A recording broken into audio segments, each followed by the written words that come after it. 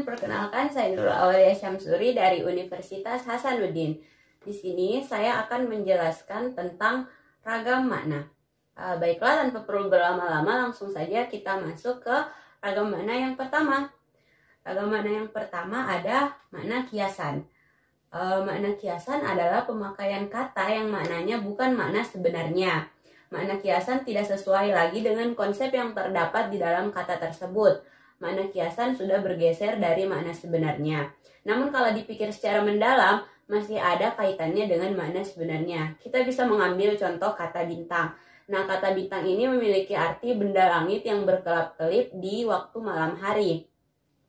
Namun, kita biasa juga mendengar orang-orang mengatakan kata bintang lapangan.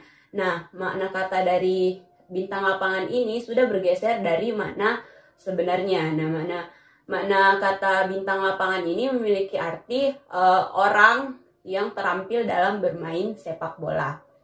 Nah, makna kiasan ini biasanya kita temukan pada idiom atau peribahasa. Selanjutnya ada makna kognitif. Makna kognitif adalah makna yang ditunjukkan oleh acuannya.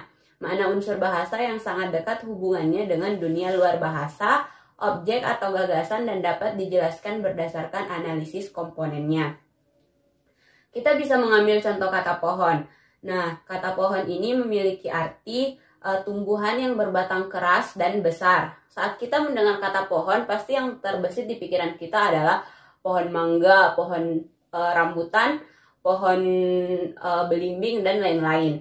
Nah, kata pohon ini kita juga bisa menganalisis komponennya seperti tumbuhan, memiliki batang, memiliki daun, dan kadang-kadang juga berbuah. Selanjutnya ada makna kolokasi. Nah, makna kolokasi biasanya berhubungan dengan penggunaan beberapa kata di dalam lingkungan yang sama. Kita bisa mengambil contoh kata telur, kata daging, kata wortel, susu, ikan, dan lain-lain. Nah, kata-kata tadi ini, kata wortel, telur, daging, susu, dan lain-lain ini semuanya memiliki lingkungan yang sama, yaitu lingkungan dapur. Selanjutnya, ada makna konotatif. Makna konotatif muncul sebagai akibat asosiasi perasaan pemakai bahasa terhadap kata yang didengar atau kata yang dibaca. Kita bisa mengambil contoh kata amplop. Nah, kata amplop ini kan memiliki arti sebagai sampul atau tempat untuk mengisi surat saat kita ingin mengirimkan surat ke suatu instansi tertentu. Tapi kata amplop ini memiliki makna konotasi sebagai uang pelancar atau uang sogo. Kita biasa mendengar orang mengatakan, kasih saja dia amplop agar urusanmu menjadi lancar. Seperti itu. Selanjutnya ada makna konseptual. Nah, makna konseptual juga sering disebut sebagai makna kamus karena maknanya tergantung dari maknanya dalam kamus. Kita bisa mengambil contoh kata ibu. Nah, kata ibu ini memiliki konseptual sebagai seorang wanita yang melahirkan seseorang. Selanjutnya ada makna konstruksi. Makna konstruksi adalah makna yang terdapat di dalam suatu konstruksi kebahasaan. Misalnya makna milik atau yang menyatakan kepunyaan di dalam bahasa Indonesia dinyatakan dengan jalan membuat urutan kata atau menggunakan akhiran punya. Kita bisa mengambil contoh mobil si Opi, rumah ibu, atau tasmu. Selanjutnya ada makna kontekstual. Makna kontekstual atau makna situasional adalah makna yang muncul sebagai akibat hubungan antara ujaran dan konteks. Makna kontekstual dapat muncul karena situasi, tempat, lingkungan, atau waktu. Kita bisa mengambil contoh, kaki ibu terluka karena tidak sengaja menginjak pecahan gelas. Contoh kedua, Ketika baru sampai di kaki Gunung Merapi, Andi sudah memutuskan untuk pulang. Contoh ketiga, ayah memotong kaki meja di ruang belajar karena terlalu tinggi.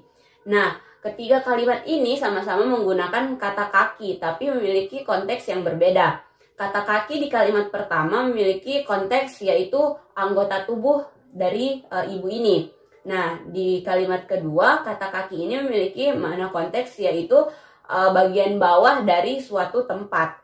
Dan yang ada di kalimat ketiga, makna kaki ini memiliki makna sebagai bagian bawah dari suatu benda. Selanjutnya ada makna leksikal. Makna leksikal atau makna semantik adalah makna kata ketika kata itu berdiri sendiri.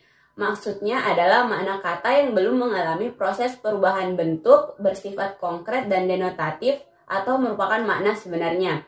Kita bisa mengambil contoh kata hujan. Nah, kata hujan ini memiliki arti titik-titik air yang terjatuh dari langit karena mengalami proses pendinginan. Apabila kata hujan ini sudah mengalami proses morfologis seperti pelesapan konfiks ke an, menjadi kata hujan menjadi kata kehujanan, maka dia sudah bukan merupakan makna leksikal lagi. Selanjutnya ada makna lokusi. Makna lokusi merupakan makna kata yang menjelaskan atau menginformasikan suatu hal secara jelas tanpa ada maksud atau makna lain di dalamnya. Kita bisa mengambil contoh, Jakarta merupakan ibu kota dari negara Republik Indonesia. Saya pikir contoh ini sudah cukup jelas.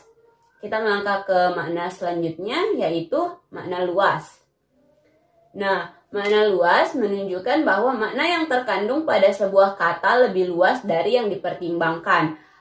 Semua kata yang berkonsep dapat dikatakan memiliki makna luas, sebab kata itu akan jelas maknanya setelah pendengar atau pembaca mengikuti rangkaian kalimat berikutnya. Kita bisa mengambil contoh kalimat sekolah kami menang dalam perlombaan. Nah, sekolah yang dimaksud di sini bukan merupakan gedung dari sekolah itu, tetapi para siswa, guru, staf yang ada di dalam sekolah itu. Nah, itu tadi penjelasan ragam makna dari saya. Lebih dan kurangnya mohon dimaafkan. Terima kasih.